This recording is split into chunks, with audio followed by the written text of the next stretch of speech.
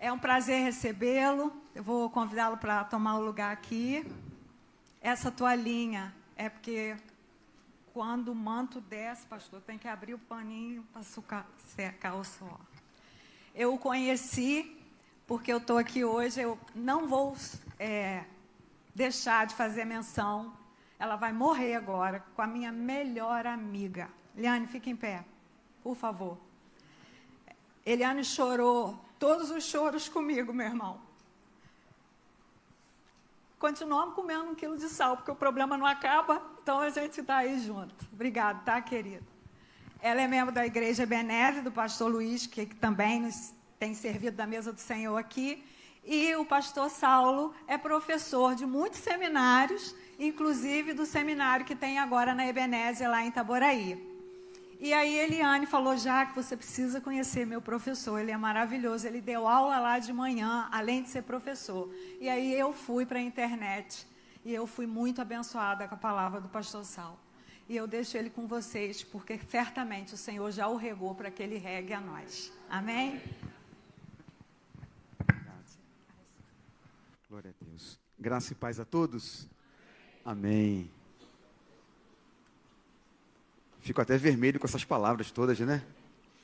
Mas eu louvo a Deus por poder conhecer essa igreja maravilhosa. Deus abençoe. Para mim uma alegria imensa sempre conhecer uma nova igreja. E eu já fiquei encantado com essa igreja, vibrante, com a palavra de Deus, nos louvores, e me alegro muito, tá? Quero agradecer ao pastor Joel por nos permitir usar o púlpito da igreja onde preside, para comunicar a palavra do Senhor. Minha esposa já foi apresentada, mas sempre é bom apresentar mais uma vez. Sempre nos acompanha no ministério. Temos o Gabriel, de 13 anos, e a Maria Fernanda, de 6. Né? Ficaram lá na igreja hoje lá. Hoje a gente teve um Vale Night, né? Só a gente. Glória a Deus. De verdade, prazer imenso estar com os irmãos aqui, tá? O Senhor colocou uma palavra no meu coração, e de órfãos a filhos. Eu falei, que melhor texto para falar de órfãos a filhos, se não for o texto de Romanos. Então eu queria que você abrisse a sua Bíblia na carta de Paulo aos Romanos, capítulo de número 6. Eu quero ler o verso 23. Glória a Deus. Depois nós vamos ler o 7, 24. Vamos só ler 3 versículos. Um no 6, um no 7 e um no 8. Amém? Romanos capítulo 6, primeiro verso 23. Todos acharam? Está no telão ali para ajudar a gente. 6, 23 diz assim: porque o salário do pecado é a morte, mas o dom gratuito de Deus é a vida. E essa é a vida eterna, por Cristo Jesus, nosso Senhor. Capítulo 7, verso 24, Paulo diz assim: ó miserável homem que sou, quem me livrará do corpo dessa morte? Capítulo 8, verso 1, ele inicia dizendo: portanto agora, nenhuma condenação há para aqueles que estão em Cristo Jesus, nosso Senhor. E você diz amém. Amém. Graças a Deus.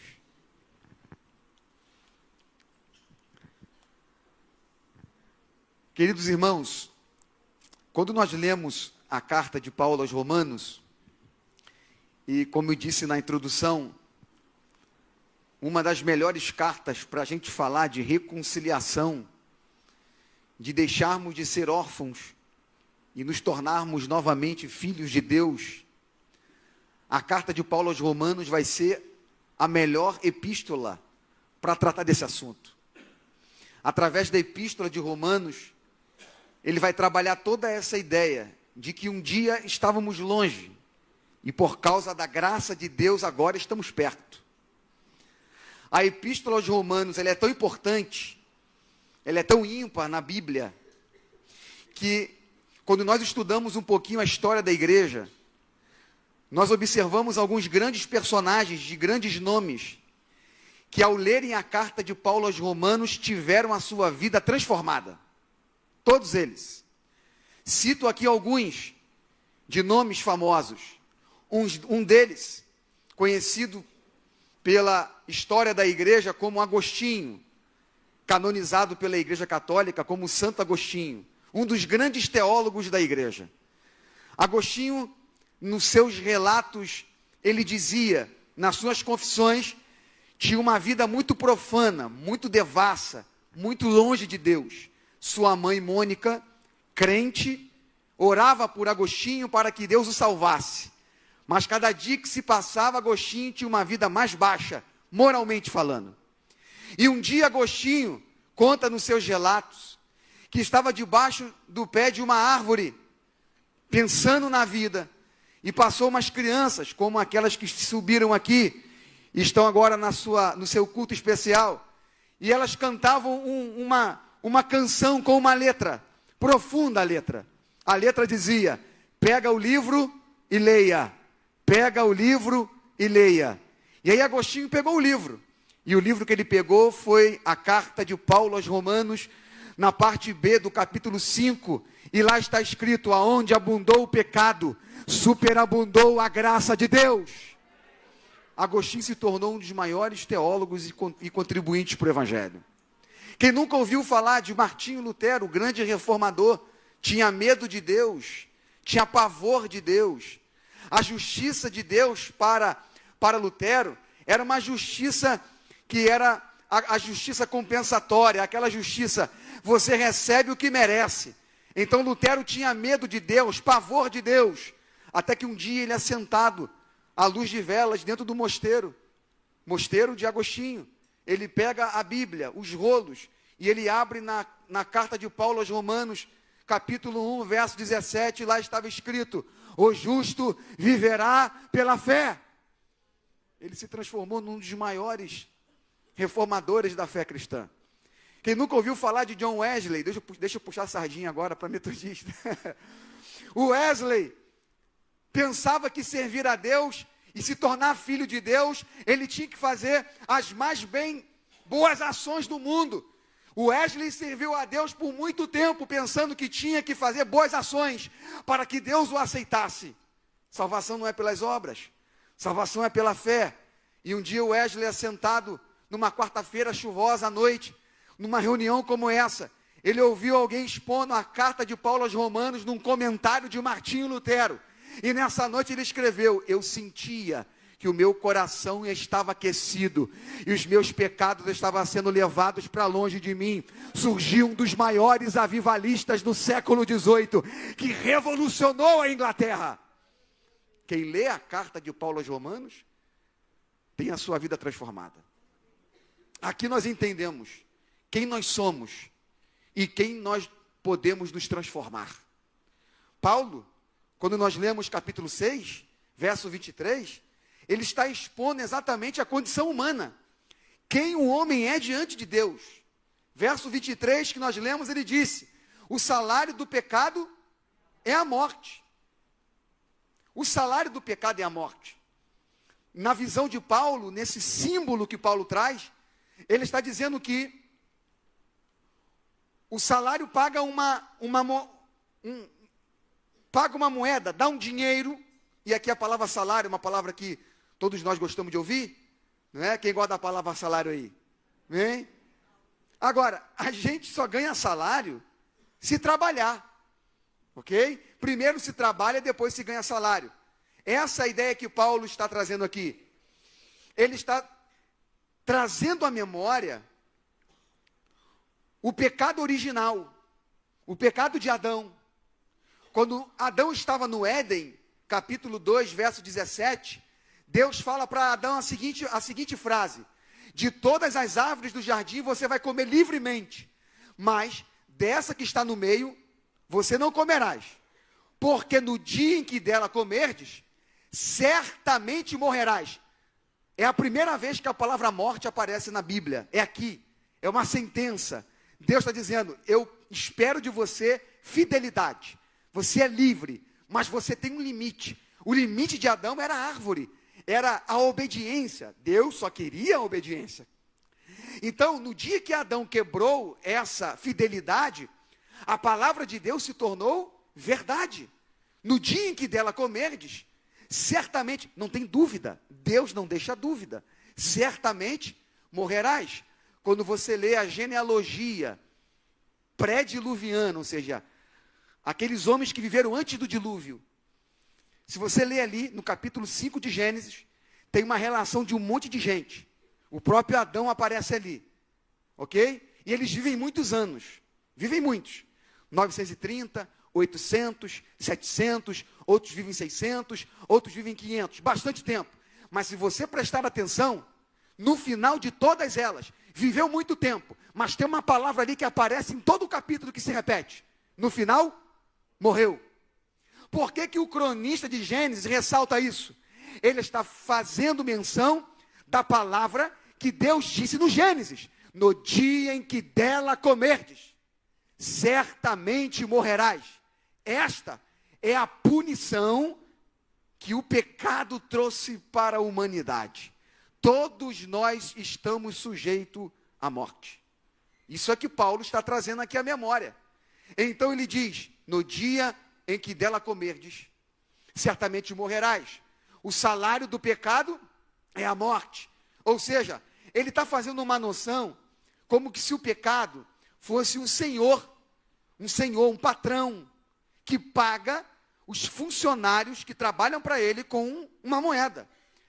Preste atenção, enquanto Adão estava no Éden, Adão recebia vida.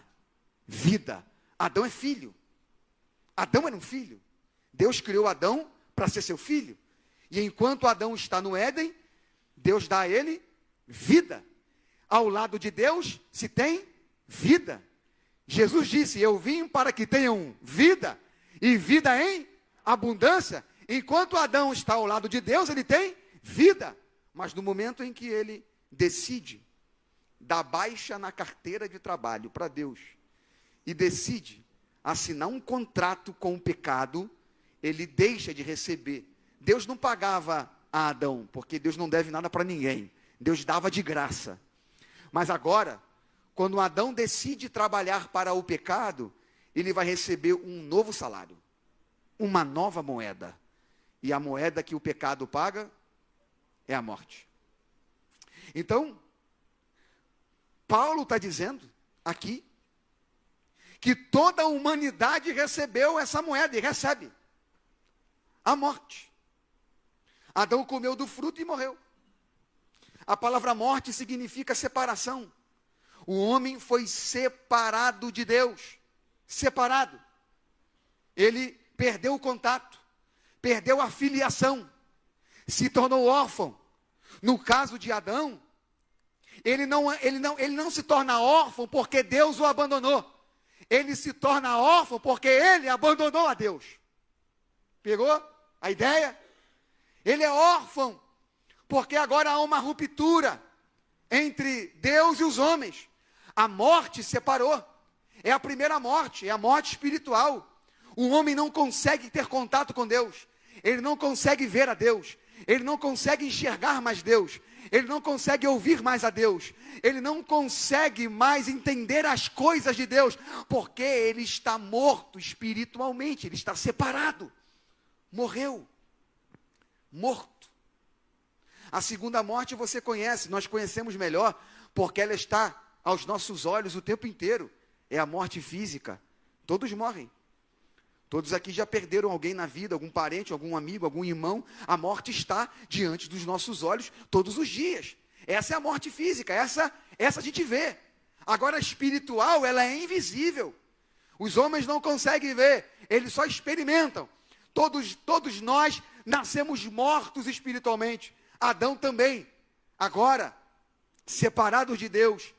Paulo, ao escrever Romanos, ele vem enfatizar essa tônica para o seu leitor, dizendo: olha, nós não podemos perder essa ideia, essa noção da posição que estamos.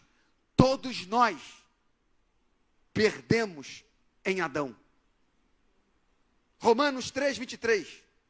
Porque todos pecaram e todos foram destituídos da glória de Deus. Todos pecaram. não tem um justo sequer na face da terra. Todos pecaram. Então todos foram afetados pela morte. Todos se tornaram mortos espirituais. Todos sofremos também com a morte física. Todos. Isso é uma punição, uma consequência deixada pelo pecado. Então isso traz angústia na alma dos homens. Isso traz dores nas almas dos homens. Os homens, eles procuram o tempo inteiro achar um alívio para a alma de um vazio que o Éden deixou em nós. Então os homens, eles começam a buscar, e eles buscam em diversos lugares, buscam em diversos setores, e eles vão buscando desenfreadamente preencher o vazio da alma, mas o único que pode preencher o vazio da alma do homem, já foi cantado aqui, é aquele Redentor e Salvador, que deu a sua vida por nós, e nos deu a possibilidade de termos de novo a vida eterna. Então os homens vão ficando procurando situações para tirar o vazio da alma. E os homens não conseguem, porque todos nós somos pecadores. E é isso que Paulo vem trazer aqui. Somos órfãos. Agora não somos mais, mas o mundo é órfão. Éramos órfãos. E aí o verso 24 do capítulo 7, que eu pedi para os irmãos lerem também, é um grito que Paulo dá na sua alma. Paulo dá um grito na sua alma, que é todo o grito que nós devemos dar uma vez na vida sequer. O capítulo 7, depois você lê em casa com mais calma, Paulo vai detalhar a vida de alguém sem a graça de Deus, quer agradar a Deus, mas não consegue. Você já convidou alguém para a igreja? Você fez um convite a alguém para vir à igreja?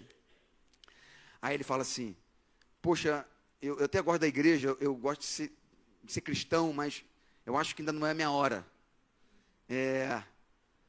Eu ainda bebo, fumo, eu gosto de um baile de vez em quando.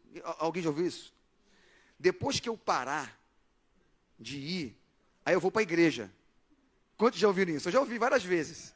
Sabe quando que um indivíduo desse vai vir para a igreja? Nunca. Por quê? Porque ele é escravo. E o escravo não tem domínio sobre si. Então ele até sabe o que é bom, mas ele não consegue realizar o que é bom. Por quê? Ele é escravo. Então é por isso que Jesus disse, vinde a mim, todos vós que estáis cansados, sobrecarregados, porque eu tenho um alívio. O fardo do pecado é pesado, mas o meu não. O meu é leve. Eu quero trazer descanso para a tua alma.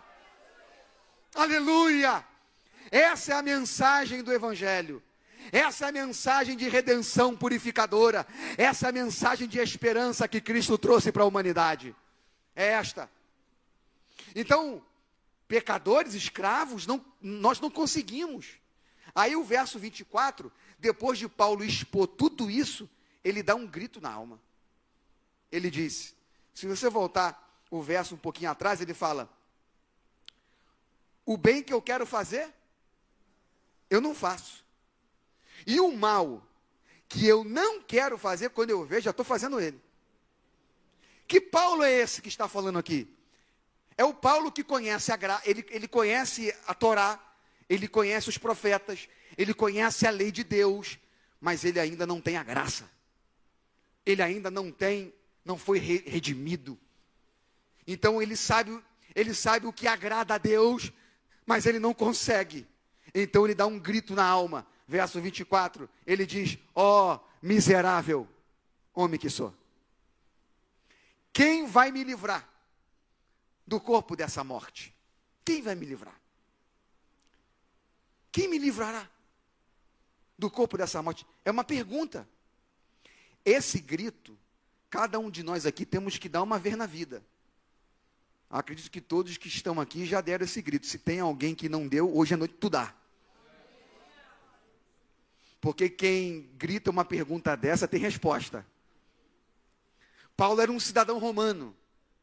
E por ser um cidadão romano, ele tinha conhecimento da cultura romana.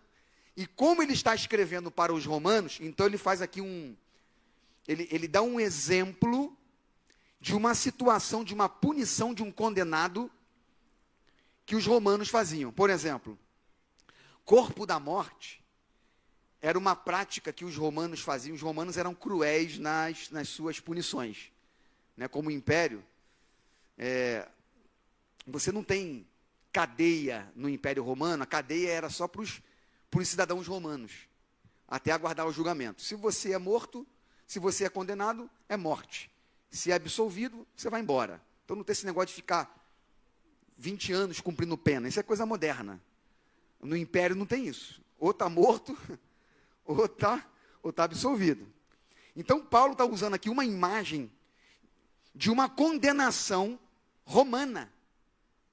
Os romanos, eles, quando queriam punir um criminoso à morte, alguém que foi condenado à morte com um crime de homicídio, eles pegavam esse homem, colocavam nele um cadáver, esse ato é chamado de necroforia, né? É um ato de amarrar um cadáver às costas do indivíduo, fazia com que ele atravessasse em praça pública para ser humilhado, e todos viam o corpo da morte, o cadáver, amarrado às costas do indivíduo. Depois ele era jogado numa masmorra, e lá ele iria morrer, porque o cadáver ficaria amarrado às suas costas, e ele morreria ali, com certeza, com uma infecção generalizada. O cadáver ia apodrecer nas costas dele. Ou seja, quem carrega o corpo de uma morte nas costas, significa o quê? Sou condenado. Estou condenado à morte. Então, quem via alguém carregando um cadáver na praça pública sabia, esse alguém está condenado à morte pelo Império Romano. Aí Paulo, quando olha para si, ele vê que o pecado está nele, ele está preso, escravizado pelo pecado. O bem que ele quer fazer, ele não faz. O mal que ele não quer, ele faz. Então ele dá um grito, ele diz: miserável homem que sou, quem vai me livrar do corpo dessa morte? Quem vai tirar o cadáver das minhas costas? Uma vez que o cadáver estando lá, ninguém tirava. Ele grita, e o grito que ele dá na alma, ele recebe a resposta. A resposta está no capítulo 8, verso 1. Quem quer a resposta de Deus aí? A resposta é: agora, nenhuma condenação há. Agora, olha, isso aqui é bonito demais. Isso aqui é o ato justificador. Não é amanhã. Não é daqui a uma semana. Você não tem que pagar a promessa. Dar 3 pulinhos na onda. Se vestir de branco e segurar a bandeira. Não. Agora. Isto significa que se alguém gritar aqui essa noite: miserável homem que sou, quem me livrará do corpo dessa morte? Esta palavra se cumprirá na tua vida hoje. Agora. Nenhuma condenação há para aqueles que estão em Cristo Jesus. Aleluia! Glória a Deus! É hoje. Cristo quer te salvar hoje. Agora! Aleluia! Pastor, o senhor não sabe o que eu fiz, nem quero saber. A Bíblia diz em Apocalipse que tem um mar, e esse mar é chamado mar do esquecimento. Sabe o que é isso? Ele pega o teu passado, não importa se ele não foi tão bonito, ele pega, joga no mar do esquecimento e diz: agora vem, agora vem, agora vem, agora vem, agora vem. Aleluia! Esse é o poder do Evangelho. O Evangelho é um poder. Ele é o poder que transforma. Ele é o poder que dá vida. Ele é o poder que liberta. Ele é o poder que dá força. Agora, depois que somos salvos, Paulo diz, agora temos paz com Deus. Romanos 5:1. Romanos 5:1 ele diz, ora, justificados fois mediante a fé. Temos paz com Deus. E isso é dado por meio de Jesus Cristo. O mundo, nesse exato momento, está em guerra. Sabe o que é guerra? Há uma oposição entre o mundo e Deus. Mas os que aceitaram a Cristo, a guerra é desfeita. E agora a paz. A paz. Essa paz é produzida pela reconciliação. A reconciliação traz paz. Já viu quando o casal briga? Tem aquele desentendimento, né? Depois, quando há reconciliação, o coração fica, ó, lavado. A paz. Nós e Deus estávamos em guerra. Mas agora, nós temos paz. E é por isso que Paulo diz em 1 Timóteo 2,5, porque só há um Deus. E um intermediador entre Deus e os homens. Isso aqui é lindo demais. Cristo Jesus, homem. Porque o pecado entrou no mundo por um homem. Romanos 5. Por um homem entrou o pecado no mundo. Alguém havia sem o conhecimento diz assim, o que eu tenho a ver com o pecado de Adão? Eu acho que nós já pensamos isso alguma vez na vida, não é? O que eu tenho todo século 21? O que eu tenho de a ver com o pecado adâmico? O cara pecou, desobedeceu a Deus lá e eu aqui pago o pato? Para não ficar dúvida. Alguém já tomou banho de rio? Rio. Hoje já virou valão, né? Mas traga à mente aí um rio limpo. Tá? Depois que em volta daquele rio, casas vão sendo construídas ali, aí tudo que aquela casa produz de lixo, ela cai para o rio. O que a gente faz para achar uma água limpa naquele rio? A gente sobe. Quanto mais você sobe, não é isso? Mais água limpa você acha. Agora eu vou te fazer uma outra pergunta e vocês são muito inteligentes. E se a fonte suja? E se suja a fonte? Se suja a fonte na nascente, todo o rio abaixo, nós estamos aqui abaixo do rio. Adão é a fonte. Quando Adão caiu, todos caíram. É por isso que nós fomos atingidos pelo pecado de Adão. Por um só homem entrou o pecado. Mas também por um homem. Aleluia! Oh glória! Se foi um homem que trouxe o pecado, tem que ser um homem também, para resolver o problema. Isso aqui eu acho lindo, porque um homem não pode resolver, um homem não pode perdoar pecado, só perdoa pecado Deus. Deus é o único que pode resolver o problema do pecado, Ele é o único que pode perdoar o pecado, é Deus. Mas quem trouxe o pecado para o mundo foi um homem. Então, se um homem trouxe o pecado, tem que ser um homem para resolver. E aí então, o Deus que perdoa pecado, desce. E se torna homem. Como homem, ele tem autoridade para resolver a bagunça que um outro homem deixou. Como Deus, ele tem autoridade de redimir e nos perdoar de todo o pecado. Aí Timóteo 2,5, 1 Timóteo 2,5 é lindo, porque só há um Deus e um só mediador entre Deus e os homens, Cristo. Aí eu gosto da cruz.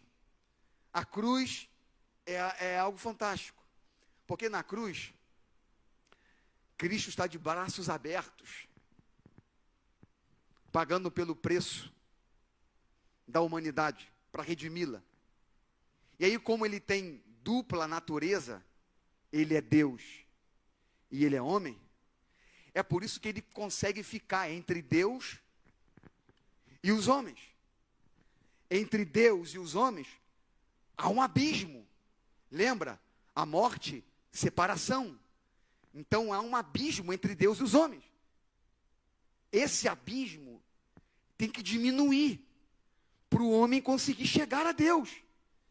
E é Jesus Cristo que entra nesse abismo e estende a mão.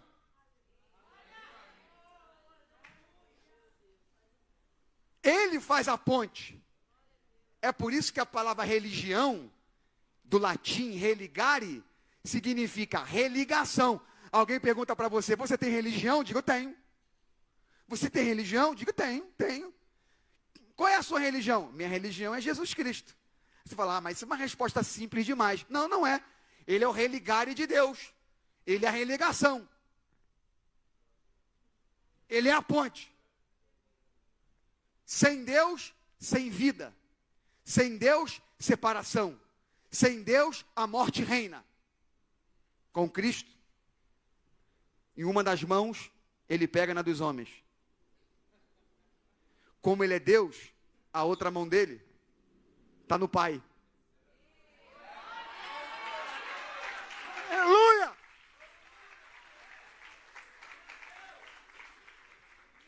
A vida que está no Pai está nele. Logo, quem segura na mão dele recebe a vida.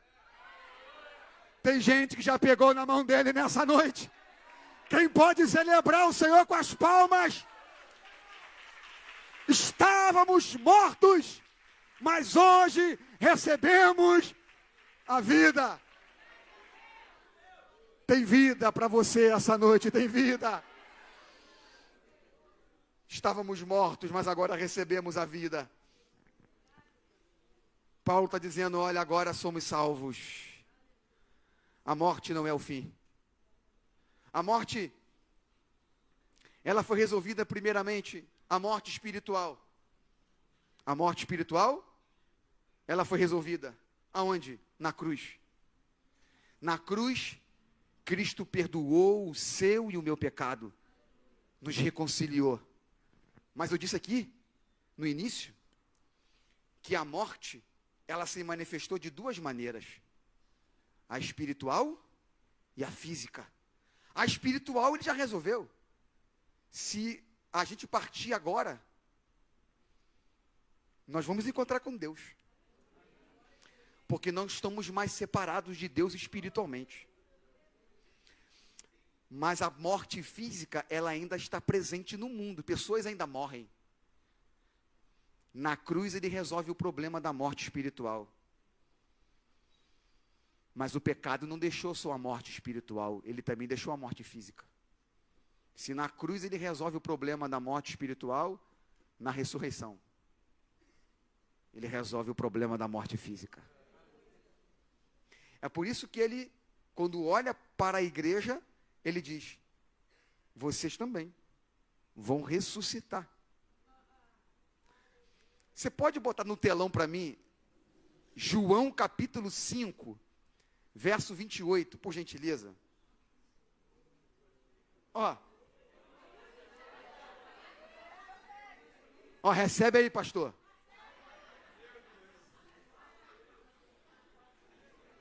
Gostei do ponto do ônibus na frente da igreja. Ó, forte.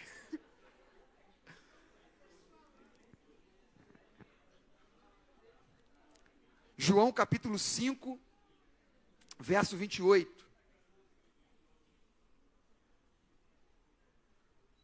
Achou aí? Isso. Olha isso aqui. Não fiquem admirados com isto, pois está chegando a hora em que todos os que estiverem nos túmulos ouvirão a sua voz. Agora volta o 27. 26. Pois da mesma forma que o Pai tem vida em si mesmo, ele concedeu ao Filho ter vida em si mesmo. Voltando para 6:23, o salário do pecado é a morte, mas o dom gratuito de Deus é o quê? Vida. Deixa lá, vida. Tem duas palavras para vida no grego.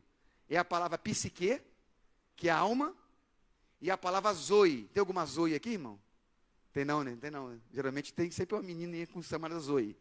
Zoe é vida. Qual é a diferença das duas? Psique é uma vida da alma, é uma vida dependente de outra. Adão, quando Deus sopra nele, se tornou alma vivente. Então Adão não vive por si só. Adão precisa de alguém para ter vida.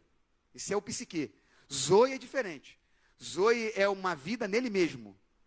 É a vida do pai e do filho. Eles têm vida nele mesmo, ou seja, eles são o pai, o filho e o espírito, uma fonte de vida inesgotável. É um gerador de vida, sabe? Gerador. Da onde vem a vida do pai e do filho? Dele mesmo. Dele mesmo. Aí é por isso que no capítulo 5, nós lemos ali, ele disse, assim como o pai tem vida em si mesmo, concedeu também ao filho ter vida em si mesmo. E é por isso que ele tem autoridade para chamar os mortos à vida. Isso aqui eu acho lindo demais. Por quê? Como que a morte tira a vida de alguém que é o gerador de vida? Pensa aí agora. Porque Jesus está na cruz e ele morre. Como que a morte tira a vida de alguém que é o gerador de vida? Pensa numa fonte que jorra água, e por mais que você coloque pedra ali em cima para tapar a água vai sempre arrumar um jeito de sair. Era como que se a morte tentava tirar a vida de Jesus, mas ele tem vida em si mesmo. Então ele produz mais vida. É uma pergunta, como que a morte tirou a vida de Jesus se ele tinha vida nele mesmo? Simples. A morte não levou Jesus por sua força. Jesus disse, ninguém me tira a vida. Eu mesmo a dou. E tenho o poder de tomá-la de volta. Jesus se sujeitou à morte para vencê-la no terceiro dia. E é por isso que ele fez uma promessa. Não vos admireis, porque a hora vem em que os mortos ouvirão a voz do Filho do Homem. Ele resolveu o problema da morte espiritual e resolveu o problema da morte física. Nós ressuscitaremos. Você pegou aí? Ressuscitaremos. Lázaro é o exemplo disso. E aqui eu encerro. Jesus chega na porta do túmulo de Lázaro, após pregar esse sermão, e ele dará um exemplo de como acontecerá no dia da sua vinda. Lázaro, pastor Joel, era um amigo de Jesus. Estava esperando que Jesus chegasse para socorrê-lo. Só que a morte chegou primeiro. Levou Jesus, levou Lázaro. E quando Jesus chega depois de 4 dias, Lázaro, que estava esperando Jesus chegar, já tinha morrido. E aí Jesus fala para as irmãs, se creres, verás a glória de Deus. Eu sou a ressurreição e a vida. Ele chega na porta do túmulo de Lázaro. E ele dá um exemplo do que ele acabou de pregar no capítulo 5. Ele diz, Lázaro! Lázaro veio para fora. Lázaro é um modelo escatológico. Jesus está ensinando para a gente.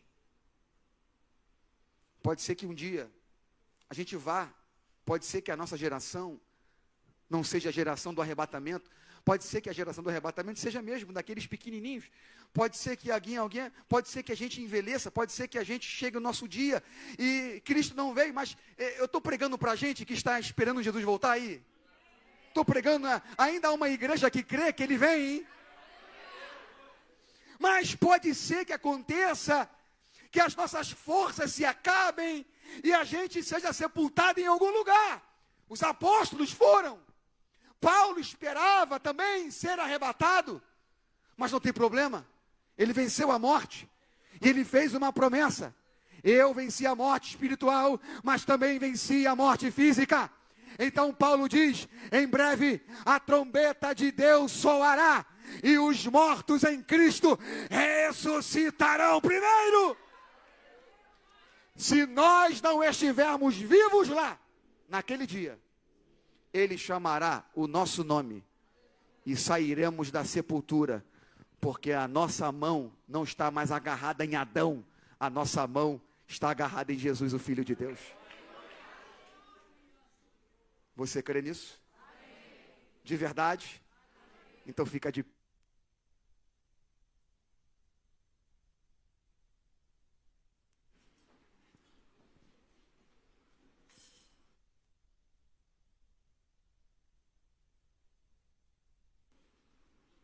Aleluia.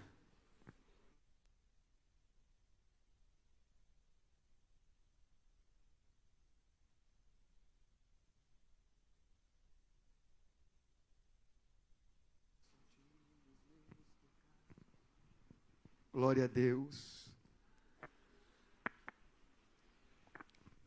Quantos podem exaltar a Deus porque foram salvos?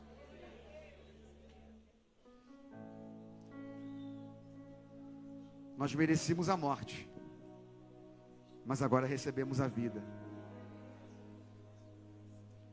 Esse hino que eu pedi para o grupo de louvor tocar, que eles vão repetir, que nós cantamos aqui, eu gosto daquele coro: eu só tinha os meus pecados para oferecer. Diga para o seu irmão assim: a gente só tinha um pecado para oferecer para ele. Não tinha mais nada, irmão, mais nada.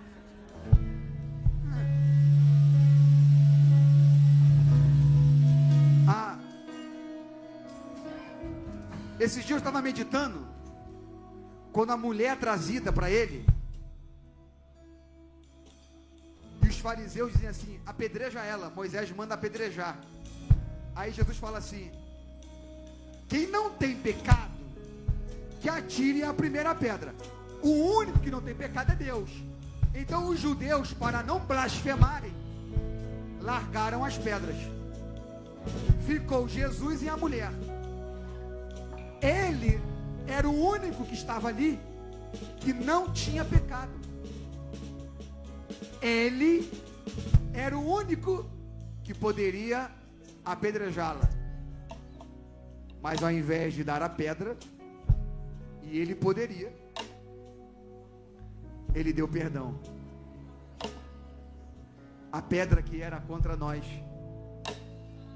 se tornou em regozijo e abraço. Então eu queria que você glorificasse a Deus nessa noite, pela alegria da salvação. Eu queria que você repetisse essa frase mais uma vez: que nós só tínhamos o pecado para oferecer. Oh, aleluia! Diga aí: eu só tinha os meus pecados para lhe oferecer, mas mesmo assim me amou. Glória. Mas mesmo assim me amou. Com uma frase: atire a pedra quem nunca pecou. Ele me perdoou. Ele me perdoou. Sua irresistível graça me alcançou. Quem é esse que era sem pecado e não me condenou? No lugar da morte, vida lhe ofertou. O Cordeiro que por mim se entregou e os meus pecados levou. aleluia! Coloque a mão sobre o seu coração. Eu quero orar sobre a sua vida. Pai, a tua palavra foi pregada. E eu sei que o teu Espírito está sobre esse lugar. Deus, em nome de Jesus, se há alguém aqui nessa noite que não confessou ao Senhor Jesus como Salvador, nós oramos por ele agora e por ela. Se há alguém afastado aqui dentre nós e que precisa se reconciliar contigo, nós agora, Senhor, entregamos eles nas suas mãos. Pai, o Senhor pode quebrar o coração. É o Senhor que quebra o coração. Orebarachúria. Quem é? Aleluia! Que era sem pecado e não me condenou. No lugar da morte, vida me ofertou. O Cordeiro que por mim se entregou e os meus pecados levou. Eu não te troco Por nada, não há espaço pra mais nada. Todo vazio que havia em Ele mim, preenche, ele preenche. hoje é